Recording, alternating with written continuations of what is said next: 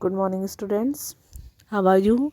Students, in our earlier video, we were discussing about the means of transport, just like roadways. In this topic, we read about the different types of road and national highways.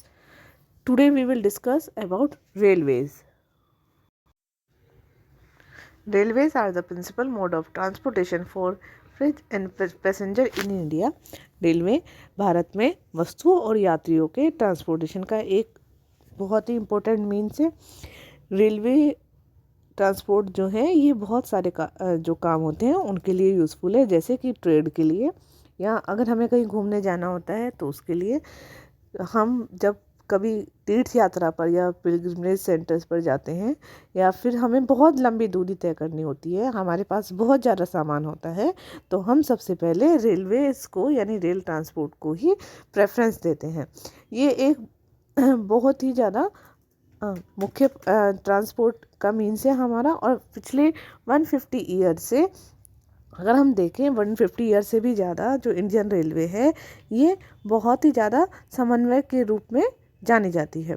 Indian railway देश की economy और जो industry है या agriculture को बहुत तेज़ी से विकास के लिए उत्तरदायी है। अगर हम देखें मार्च 2011 में, तो इंडियन रेलवे का जो नेटवर्क था वो 7133 इसमें रेलवे स्टेशन थे। और ये कहाँ तक, कितने, इसका रूट जो था ये 64,460 किलोमीटर तक के इसके रूट पर फैले हुए थे।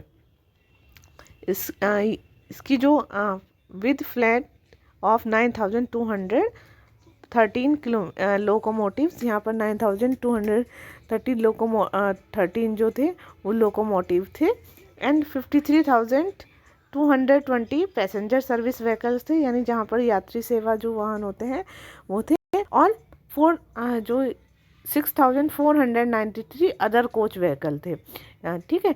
और यहाँ पर 2,29,380 यहाँ पर वैगन्स यानी जो मालगाड़ी होती है वो थे। हमारे इंडियन रेलवे जो है ये सबसे लार्जेस्ट पब्लिक सेक्टर है हमारी कंट्री में, जो पब्लिक सेक्टर के अंतर्गत आती है। और सबसे पहली रेलवे जो थी वो मुंबई से थाने के बीच में 1853 में चली थी, और इसने 34 किलोमीटर का डिस्टेंस कवर किया था। The disturbance pattern of the railway network in country has been largely influenced by the physiographic, economic and administrative factor. हमारी देश में जो रेलवे ट्रांसपोर्ट है उसके डिस्ट्रीब्यूशन को बहुत सारे फैक्टर इन्फ्लुएंस करते हैं, उसको प्रभावित करते हैं, जैसे हमारी यहाँ की भू आकृति या यहाँ की इकोनॉमी और यहाँ का एडमिनिस्ट्रेटिव, ये सभी चीज़ें रेलवे नेटवर्क के डिस्टर्बेंस के लिए रिस्पॉन्सिबल हैं। जो हमारा नर्दर्न प्लेन है, नर्दर्न प्लेन में जो है वो बहुत ज़्यादा वेस्ट लेवल लैंड है, यानी समतल भूमि है। यहाँ पर डेंस पॉपुलेशन मिलती है, और यहाँ पर एग्रीकल्चर जो है ये एग्रीकल्चर में भी बहुत ज़्यादा रिच रिसोर्सेज है, जो हमें कंडीशन प्रोवाइड करवाते हैं रेलवेज़ के डेवलपमेंट के लिए। यानी यहाँ पर रेलवे का डेवलपमेंट बहुत अच्छे से हो सकता है और होता भी है। लेकिन यहाँ पर बहुत सारी नदियाँ हैं, क्योंकि हमारे नर्दर्न प्लेन में बहुत सारी नदियां हैं, और उनके ऊपर ब्रिज बनाना बहुत ही ज़्यादा मुश्किल वाला काम होता है, और वहाँ पर बहुत सारे हमें सामना करना पड़ता है। जो हमारा पेनिनसुलर एरिया है, जो हमारा प्रायद्वीपीय एरिया है, वहाँ पर क्योंकि जो हमारा पेनिनसुलर एरिया होता है, जो प्लेट्यूज एरिया होता है वो बहुत ज़्यादा ऊंचा नीचा होता है, और वहाँ पर उस ऊंचे नीचे एरिया में जो छोटी छोटी पहाड़ी होती है या बहुत ज़्यादा सुरंग होती हैं, उनसे हमें रेल मार्ग बनाना पड़ता है, ठीक है। वो वहाँ पर उन्हें छोटी छोटी पहाड़ियों से या बहुत सारी जो सुरंग होती है उनसे होकर उन्हें गुजरना पड़ता है, जो टनल्स होते हैं, ठीक है। दिस हिमालयाज, और यहाँ पर क्या है, तो बहुत सारे, जैसे हिमालय, अगर हम हिली एरियाज़ में जाएँ तो हिमालय माउंटेन रीजन जो है वो भी अनफेवरेबल है रेलवे के कंस्ट्रक्शन के लिए। क्यों? क्योंकि वहाँ पर हाई रिलीफ है, यानी बहुत ज़्यादा ऊंचाई है, और उसके कारण वहाँ पर जनसंख्या भी बहुत कम है। वहाँ पर इकोनॉमी जो अपॉर्चुनिटीज़ हैं, जो इकोनॉमिक अपॉर्चुनिटीज़ है उनकी भी कमी है, इसलिए रेलवेज़ के लिए वहाँ पर भी फेवरेबल कंडीशन नहीं है। इसी तरीके से अगर हम वेस्टर्न राजस्थान में चले जाएं या स्वैम्प ऑफ गुजरात, गुजरात के जो हमारा दलदली भाग है वहाँ पर चले जाएं, या मध्य प्रदेश, छत्तीसगढ़, उड़ीसा और झारखंड के जो फॉरेस्ट वाले एरियाज़ हैं वहाँ पर भी चले जाएं, तो वो भी हमें वहाँ पर रेलवे लाइन के लिए बहुत ज़्यादा डिफ़िकल्टीज़ जो है उनको फेस करना पड़ता है। जो हम सह्याद्री या उसके आसपास के क्षेत्रों में भी जाएं तो वहाँ पर जो इतने भी घाट है या जो हमारे गैप्स होते हैं, दर्रे जो होते हैं, पासेस जो हैं, उनके द्वारा ही हमें पार करना होता है रेलवे लाइंस को। कुछ वर्ष पहले भारत में जो इकोनॉमिक क्षेत्र थे, भारत के जो इम्पोर्टेंट इकोनॉमिक एरिया थे, वहाँ के पश्चिमी जो वेस्ट कोस्ट है, वेस्ट कोस्ट के साथ कोंकण रेलवे के विकास ने यात्रियों और वस्तुओं के आने जाने में बहुत ज़्यादा उसको सुविधाजनक बना दिया है।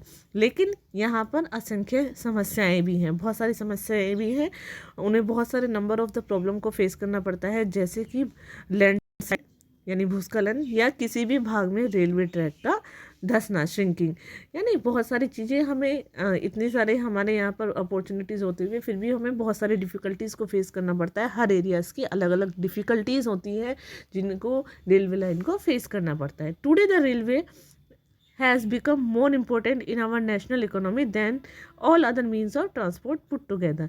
आज जो है रेलवे जो है बाकी जितने भी हमारे मीन्स ऑफ ट्रांसपोर्ट है उसमें हमारे नेशनल इकोनॉमी में रेलवे बहुत ही इम्पोर्टेंट हो गई है, इसके बहुत ज़्यादा इम्पोर्टेंस बढ़ गई है। However rail transport suffer from certain problem as well as, और यहाँ पर क्या है, लेकिन फिर भी रेलवे को बहुत सारी समस्याओं का सामना करना पड़ता है। बहुत से यात्री क्या करते हैं, बहुत से पैसेंजर जो होते हैं वो बिना टिकट के यात्रा करते हैं। इससे क्या होता है, जो हमारी रेलवेज़ की जो प्रॉपर्टी होती है उसको नुकसान पहुंचता है, और चोरी जैसी ऐसी समस्याएं भी अभी पूरी रूप से ख़त्म नहीं है, येट स्टॉप कम्प्लीटली, मतलब अभी तक वो सब चीज़ें ख़त्म नहीं है। अभी भी चोरी और ये जैसे टिकट ना लेकर यात्रा करना, इस तरह के हमें देखने को मिलता है। People stop the train, pull the chain unnecessary, लोग जो होते हैं वो कहीं भी ट्रेन को चेन खींचकर अननेसेसरी चेन खींचकर रोक देते हैं, जिसकी वजह से रेलवेज़ को बहुत ज़्यादा नुकसान होता है। सोच के देखिए कि अगर हम अपनी जो रेलवेज़ हैं उनको टाइम से चलने से कैसे मदद कर सकते हैं, ठीक है, यानी हम किन किन तरीक़ों से रेलवेज़ को नुकसान पहुंचाने से रोक सकते हैं। नेक्स्ट है हमारा पाइपलाइन।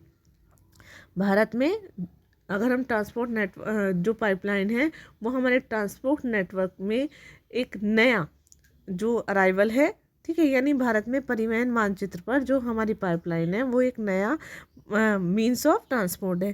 पहले पाइपलाइन का यूज़ शहरों और जो उद्योगों में पानी पहुंचाने के लिए होता था, बट अब क्या होता है, these are use for transporting crude oil. आजकल इनका यूज़ हम जो क्रूड ऑयल होता है, कच्चा तेल जो होता है, या पेट्रोल जो प्रोडक्ट्स होते हैं, और नेचुरल गैस जो होती हैं, नेचुरल गैस जैसे from oil and natural gas fill to refineries, जो हमारी जो गैस होती है, गैस नेचुरल या गैस क्षेत्र से जो रिफाइनरीज से उर्वरक कारखानों तक, या बहुत बड़े जो हमारे बिग थर्मल पावर प्लांट्स होती हैं उनमें पहुंचाने में पाइपलाइन का यूज़ किया जाता है, जो है सॉलिड और ठोस पदार्थों को जो जब हम उनको स्लरी यानी उनको लिक्विड अवस्था में उनको चेंज कर देते हैं तो उनका भी हम पाइपलाइन के द्वारा ले जा सकते हैं।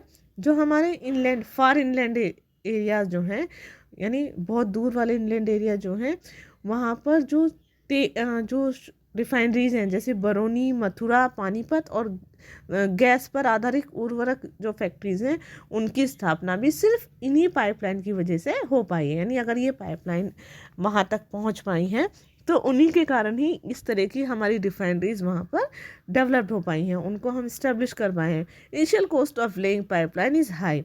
अगर हम देखें कि पाइपलाइन को बिछाने में सबसे जो प्रारंभिक कॉस्ट होती है वो तो ज़्यादा होती है, लेकिन इसको चलाने में इसकी जो कॉस्ट होती है सब्सिस्टेंट रनिंग कॉस्ट आर मिनिमल, और इनकी जो रनिंग चलाने में जिसकी कॉस्ट होती है वो बहुत कम होती है।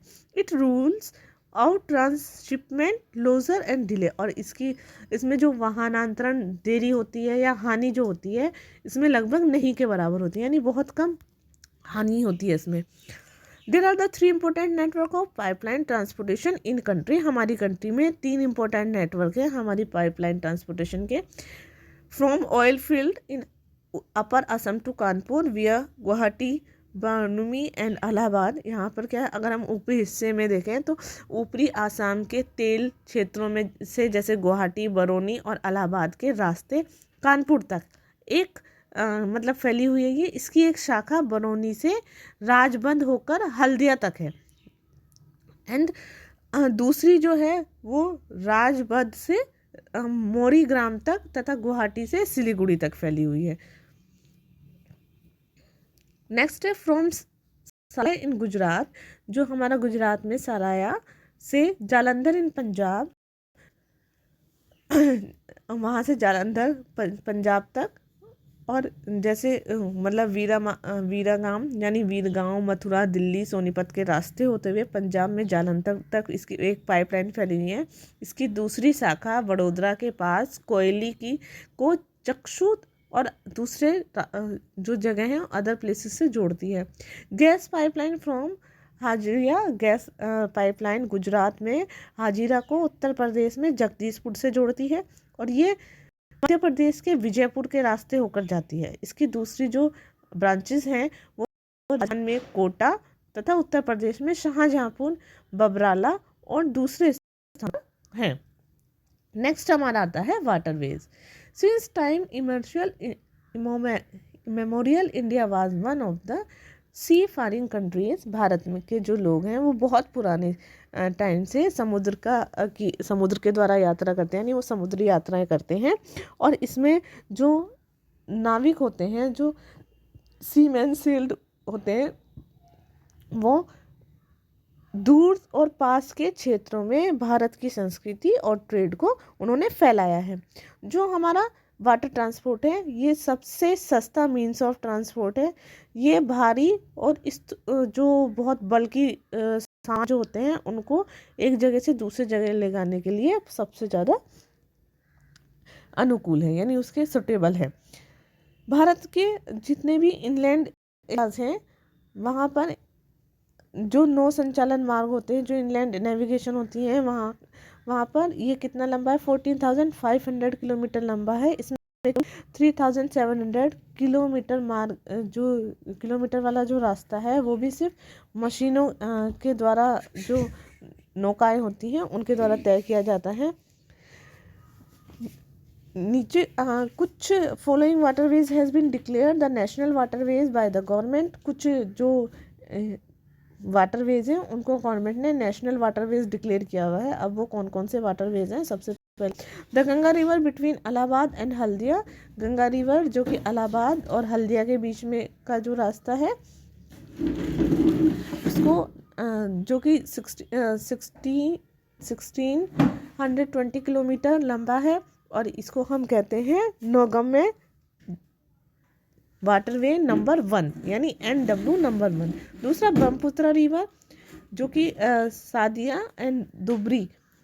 और दुबरी के बीच में है, और ये 891 किलोमीटर लंबा है। इसको NW नंबर 2 कहा गया है। वेस्ट कोस्ट कैनल इन केरला का जो पश्चिमी तट नहर है वहाँ पर ये कोटापुरम, कोल्लम उद्योग मंडल एंड चंपाकारा कैनल्स जो है उनके बीच में, और ये 205 किलोमीटर लंबी है। ये हमारा NW नंबर 3 है। नेक्स्ट है स्पेसिफाइड स्ट्रेच ऑफ गोदावरी, जो गोदावरी का फैलाव है। Krishna river along with Kakinada Puducherry stretch of the canal, और कृष्णा रिवर इसके साथ ही कनीनाडा जो पुडुचेरी स्ट्रेच के नहर है वो भी फैली है। ये 1078 किलोमीटर है। इसको NW नंबर 4 कहा गया है। नेक्स्ट है specified stretch of river Brahmani along with the Matai river, जो रिवर ब्रह्मानी है जो माताई रिवर के साथ फैली हुई है। डेल्टा कैनल ऑफ महानदी का डेल्टा कैनल जो है, एंड ब्रह्मानी रिवर और ईस्ट कोस्टल कैनल, ये हमारा 588 किलोमीटर है, और इसको NW नंबर 5 कहा गया है। इसके अलावा जो हमारे there are some other inland waterways, कुछ इनलैंड वाटरवेज भी हैं on which substantial transport take place, जिन्होंने कि हमारे उनको सब्सटीट्यूशनल ट्रांसपोर्ट का जगह ले लिए। देर आर, ये कौन कौन से हैं? मंडावी, जुआरी,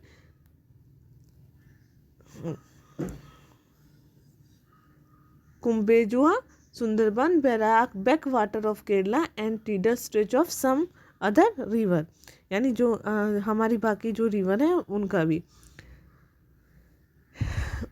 उनका जो फैलाव टीडल रिवर्स जो होती हैं उन्होंने सब्सटीट्यूशनल ट्रांसपोर्टेशन की जगह ले ली है। अपार्ट फ्रॉम दिस, इसके अतिरिक्त जो हमारा ट्रेड है फॉरेन कंट्रीज़ के साथ is carried from port location along the coast, और वो हमारा जो हमारे कोस्ट पर जितने भी पोर्ट हैं उनके द्वारा किया जाता है। हमारे देश का 95% जो ट्रेड होता है, जो कि 68% है हमारी उसकी टर्म वैल्यू, वह हमारा किसके द्वारा किया जाता है? इज़ मूव्ड बाय सी के द्वारा। अदर मेजर पोर्ट, हमारे दूसरे मेजर पोर्ट कौन कौन से हैं?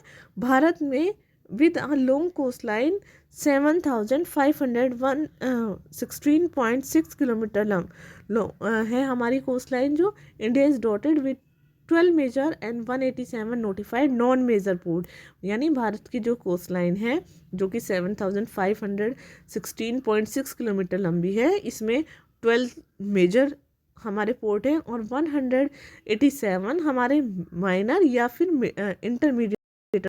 These major port handles 95% of India's foreign trade, और ये जो हमारे मेजर पोर्ट है ये इंडिया का 95% जो है वो फॉरेन जो पोर्ट यानी हमारे जो विदेशी व्यापार होता है वो 95% विदेशी व्यापार इन्हीं के द्वारा होता है। Kandla is in Kutch was the first port developed after independence. In is the volume of trade of the Mumbai port. जो हमारा इंडिपेंडेंस के बाद कच्छ में जो कांडला है, कांडला पोर्ट पहला पोर्ट था, पहले पोर्ट के रूप में विकसित किया गया था। कहाँ पर? Volume as to the world, यानी ये जो हमारा मुंबई के बाद एक जब देश का विभाजन हुआ, देश के विभाजन के बाद जो डिवाइडेशन हुआ, कराची जो पोर्ट था उसकी कमी को पूरा करने के लिए, क्योंकि Karachi port to Pakistan the partition, और कराची जो पोर्ट था वो पार्टीशन में पाकिस्तान के बाद चला गया था, तो मुंबई से जो व्यापार होता था उसके दबाव को कम करने के लिए ऐसा ये कांडला पोर्ट को स्थापित किया गया था। ठीक है, क्योंकि इससे पहले तो कराची पोर्ट देख लेता था, लेकिन क्या था, कराची पोर्ट हमारा डिवाइडेशन के बाद जो पार्टीशन हुआ था इंडिया का, तो वो पाकिस्तान चला गया था। अब उसके एक कांडला पोर्ट पूरा ओपन, ये कांडला पोर्ट की स्थापना की गई। कांडला टीडल पोर्ट, ये एक टीडल पोर्ट है और it cater to the convenient handle the export and import highly productive granary industrial belt stretch across the state of Jammu Kashmir, Himachal Pradesh, Punjab, Haryana, Rajasthan, Gujarat. और ये जो पोर्ट है ये हमारा जम्मू कश्मीर, हिमाचल प्रदेश, पंजाब, हरियाणा, राजस्थान और गुजरात के इंडस्ट्रियल और वहाँ के जो ग्रेनरी हैं यानी खाद्यान्न जो होते हैं उनके इंपोर्ट और एक्सपोर्ट को देखता है।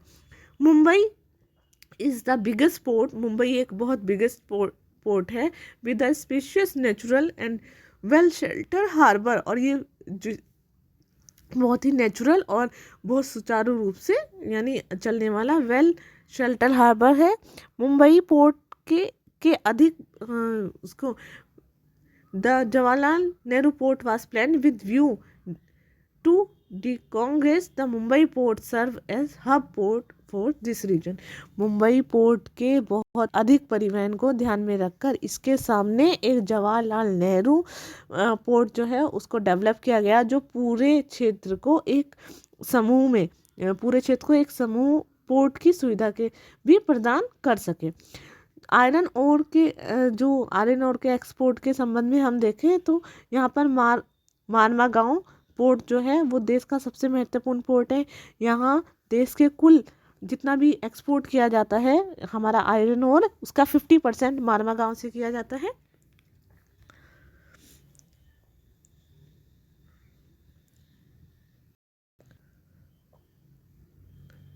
कर्नाटक में जो न्यू मंगलोर पोर्ट है वो हमारा न्यू मंगलोर कुंद्रेमुख जो माइंस है वहाँ से जितना भी आयरन ओर निकलता है उसको एक्सपोर्ट करता है। इसके अलावा जो हमारा Kochi is extreme south west port located the entrance of lagoon with natural harbour. Cochin जो है वो हमारा नेचुरल बहुत ही south west extreme south west port हमारे बहुत सुदूर दक्षिण पश्चिम का पोर्ट है और ये एक लेंगून जो लेंगून के मुहाने पर स्थित एक हमारा नेचुरल हार्बर्स है। Moving along the east coast, अगर हम ईस्ट कोस्ट की तरफ देखें तो वहाँ पर moving along east coast you would see, हम देखेंगे कि extreme south eastern port of Tuticorin, यानी हम पूर्वी तट के साथ तमिलनाडु में दक्षिण में अगर हम जो दक्षिण पूर्व के कोस्ट पर देखें तो वहाँ तूतीकोरम जो है हमारा इम्पोर्टेंट पोर्ट है। यह एक नेचुरल हार्बर है एंड रिच इंटरलैंड, और ये क्या है इसकी पृष्ठभूमि बहुत अच्छी है और ये हमारे जितने भी पड़ोसी देश हैं जैसे कि श्रीलंका, मालदीव आदि यहाँ तक तथा बहुत तट के जितने भी हमारे क्षेत्रों की विभिन्न वस्तुओं के व्यापार को संचालित करता है। इसके अलावा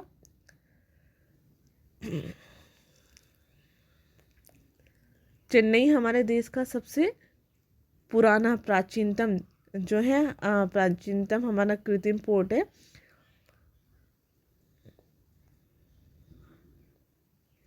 आर्टिफिशियल पोर्ट है। It's rank next to the Mumbai in terms of volume of trade and cargo. इसकी जो मुंबई के बाद चेन्नई हमारा सेकंड नंबर पर आता है और यहाँ पर व्यापार की मात्रा और जो सामान होता है उसके संदर्भ में अगर हम देखें तो ये मुंबई के बाद सेकंड नंबर पर हमारा चेन्नई का पोर्ट ही है। विशाखापट्टनम जो है, विशाखापट्टनम पोर्ट जो है ये हमारा it is the deepest land locate, सबसे जो विशाखापट्टनम गहरा, सुरक्षित और लैंड से घिरा हुआ पोर्ट है। प्रारंभ में तो ये जो पोर्ट था यहाँ पर जितने भी आयरन ओर सिर्फ आयरन ओर के एक्सपोर्ट के रूप में इसको विकसित किया गया था। उड़ीसा में जो हमारा पारादीप पोर्ट है वो विशेष रूप से आयरन ओर का ही हमारा स्पेशली उसको एक्सपोर्ट करता है।